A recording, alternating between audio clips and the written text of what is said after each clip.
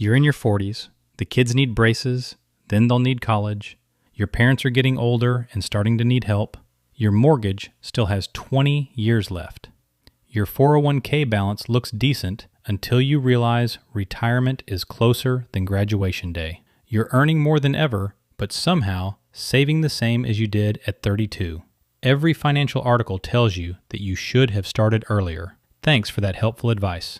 Meanwhile, your body is sending you invoices for all those years you ignored it. Your career feels secure until you notice the 28-year-olds getting promoted around you.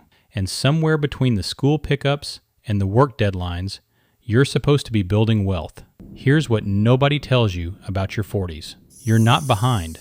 You're just at the most compressed decade of your financial life. The margin for error is smaller, but the tools are sharper. The income is higher, and the clarity, if you're honest with yourself, is finally there. This isn't a video about catching up. It's about using the 20 years you have left to build something unshakable. Your 30s were about building the foundation. Your 40s are about reinforcing the fortress and accelerating the timeline. Let's talk about how. Here's something that might reframe your entire perspective. Your 40s are statistically your highest earning years. This is when careers peak, when expertise commands premium rates, when decades of experience finally translate into real compensation. Most people never realize they're standing at the summit of their earning potential. They treat high income as permanent. They assume it will keep climbing.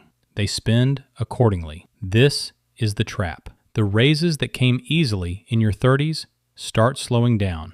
The promotions become political. The industry shifts. The younger workforce competes harder and cheaper. Your income peak has a shelf life, and most people don't realize it until they're past it. The smart move is treating your 40s income like a temporary gift, because in many ways, it is. Every raise should fund your future before it funds your lifestyle. That bonus is not a vacation.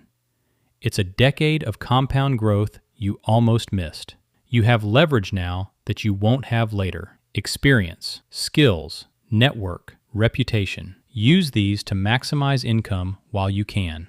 Negotiate harder. Ask for more. Position yourself for the highest earning window of your life. But here's the discipline part. As income rises, lifestyle should not rise equally. This is the decade where the gap between what you earn and what you spend determines everything. Earn like you're at your peak, because you probably are. Spend like you know it won't last, because it probably won't. If you're juggling aging parents, growing kids, a demanding career, and somehow supposed to be building wealth on top of all that, yeah, this video gets it. Hit subscribe. This is real finance education for real life situations. Let's address the voice in your head that says you're too late. You're not. 20 years of focused investing is still 2 full decades of compound growth. It's not the 30 or 35 years you would have had starting earlier, but it's enough to build real wealth if you use it intentionally. Here's what the math actually looks like. Someone investing $1,500 per month, starting at 40, earning average market returns, can still accumulate a substantial 7-figure portfolio by 65. Not a fantasy number, a realistic one. The key is higher contribution amounts. You can't rely on time alone, so you compensate with intensity. After age 50, you unlock catch-up contributions.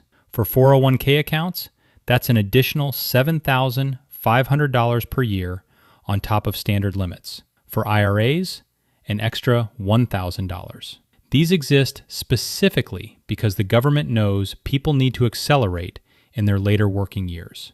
Start preparing now. When you hit 50, you should be ready to max out everything immediately. Beyond retirement accounts, your 40s are perfect for health savings account maximization. If you have a high deductible health plan, the HSA is a stealth retirement vehicle. Contributions are tax deductible. Growth is tax-free. Withdrawals for medical expenses are tax-free. And after 65, it functions like a traditional IRA for any purpose. Medical expenses in retirement are significant, An HSA funded throughout your 40s and 50s creates a dedicated pool for healthcare costs that won't drain your other retirement savings. Stop calculating what you missed by not starting at 25. Start calculating what's possible with 20 years of focused, intensive, intentional investing. The best time to plant a tree was 20 years ago. The second best time is now. That cliche exists because it's true. This is the conversation most 40-something parents avoid. Your children can borrow for college. You cannot borrow for retirement. That single sentence should reshape every education funding decision you make, but it rarely does, because guilt is more powerful than math. The average parent in their 40s sacrifices retirement contributions to fund education expenses. They rationalize it as investment in their children's future. They tell themselves they'll catch up later. They won't. Later doesn't have enough years left. Here's the uncomfortable truth. Your financial security helps your children more than a fully paid degree. A parent who retires comfortably is not a burden on their adult children. A parent who sacrificed everything for tuition and now can't afford retirement becomes a financial obligation for the very children they tried to help. This isn't about refusing to help with education. It's about understanding the hierarchy. Retirement accounts first, education funding second, always in that order. Scholarships exist. Financial aid exists. Work-study programs exist. Student loans, while not ideal, exist with manageable repayment terms for young people with decades of earning ahead. None of those options exist for retirement. Have the honest conversation with your children. Explain what you can contribute and what they'll need to fund themselves. Discuss school choices that align with realistic budgets. Community college for 2 years before transferring is not failure. It's financial intelligence. The parents who raise financially capable adults are the ones who model financial responsibility themselves. That includes protecting your own retirement. This isn't selfish, it's structural. It's the most loving financial decision you can make for your family's long-term well-being. If you're in your 40s, there's a reasonable chance you're experiencing something previous generations rarely faced: aging parents who need increasing support, children who are still financially dependent, and you, caught in the middle, squeezed from both directions. Welcome to the sandwich generation. This isn't just emotionally exhausting, it's financially dangerous. The instinct to help everyone can destroy your own financial foundation. Your parents may need assistance with medical bills, housing modifications, or daily care. Your children need education funding, activities, health care, and eventually help launching into adulthood. Everyone needs something, and you're the one expected to provide it. Here's the hard truth. You cannot pour from an empty cup. Setting boundaries isn't selfish, it's necessary. You can help without sacrificing everything. You can support without enabling dependency. You can be generous without being reckless. Start with conversations. Awkward, uncomfortable, necessary conversations. Talk to your parents about their financial situation now, not after a crisis forces the discussion. Understand what resources they have. Learn what insurance or benefits might help. Discuss long-term care plans before long-term care is needed. Talk to your children about realistic expectations. What you can provide, what they need to earn or borrow themselves, what independence actually requires. Build systems rather than just writing checks. Help your parents find resources, apply for benefits, organize their finances. Help your children develop skills, find opportunities, understand money. Systems create sustainable support. Checks just delay the problem. Your 40s will demand more from you than any other decade. Family obligations peak while retirement preparation becomes urgent. The only way through is intentional boundaries and honest communication. You are not a bad child for protecting your retirement. You are not a bad parent for setting education limits. You are a responsible adult building a foundation that will ultimately benefit everyone who depends on you. In your 40s, protection stops being theoretical and starts being urgent. Let's start with estate planning. You need a will. This is not optional anymore. If you don't have one, stop everything and create one this month. Not this year, this month. A will ensures your assets go where you intend. Without one, the state decides. And the state doesn't know your family dynamics, your wishes, or your children's needs. Beyond a will, review your beneficiary designations. These override your will on retirement accounts and life insurance. Many people have outdated beneficiaries from decades ago, ex-spouses, deceased relatives, unintended recipients. Check every account and update accordingly. If you have minor children, establish guardianship provisions. Document who raises your children if something happens to both parents. This conversation is difficult, but necessary. Consider a trust if your situation warrants it. Trusts aren't just for the wealthy. They provide control over how assets transfer, protect against probate, and can establish conditions for inheritance. Now let's talk insurance. Review your life insurance coverage. In your 40s, you may need more coverage than before due to higher income replacement needs and larger family obligations. Or you may need less if children are approaching independence and the mortgage is mostly paid. Either way, review it. Add umbrella insurance to your portfolio. As your net worth grows, your liability exposure grows with it. A standard auto or home policy may not cover a major lawsuit. Umbrella policies provide additional protection, usually for a few $100s per year. Disability insurance remains critical. Your ability to earn is still your largest asset.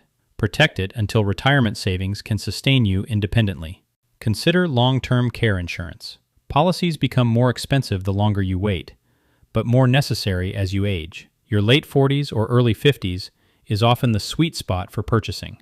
Discuss options with a qualified advisor. Health savings account maximization serves dual purposes. It covers current medical expenses tax-free while building a reserve for healthcare costs in retirement. Prioritize this if eligible. Protection isn't exciting. It doesn't show up on any wealth tracking app, but it ensures that everything you're building doesn't collapse from a single unexpected event. Your fortress needs walls. Build them now. Part 6. The 20-year runway. Let's end with perspective. 20 years feels short when you're comparing yourself to someone who started at 22, but 20 years is still a significant period for wealth building. Consider what can happen in 2 decades. Children grow up, become independent, and no longer require financial support. Mortgages get paid down or paid off entirely. Career earnings compound into peak years before transitioning to retirement. And investments, even those started today, have substantial time to grow. Someone who invests aggressively throughout their 40s and 50s, maximizing tax-advantaged accounts, minimizing lifestyle inflation, and maintaining discipline through market volatility, can still retire with security. The math requires higher contributions than someone starting at 25, but the income available for contributions is also typically higher. This is the trade-off of your 40s: less time, but more resources. Here's the critical mindset shift. Less time does not mean more risk. The temptation to chase aggressive investments, speculative assets, or get-rich-quick strategies increases when people feel behind. This is exactly wrong. You have less time to recover from major losses. Conservative doesn't mean timid. It means disciplined. It means diversified. It means boring investments held consistently over 2 decades. The person who invests steadily in index funds throughout their 40s and 50s will almost certainly outperform the person who swings for fences and occasionally misses badly. Patience matters more now, not less. Your 40s also present a choice about working years.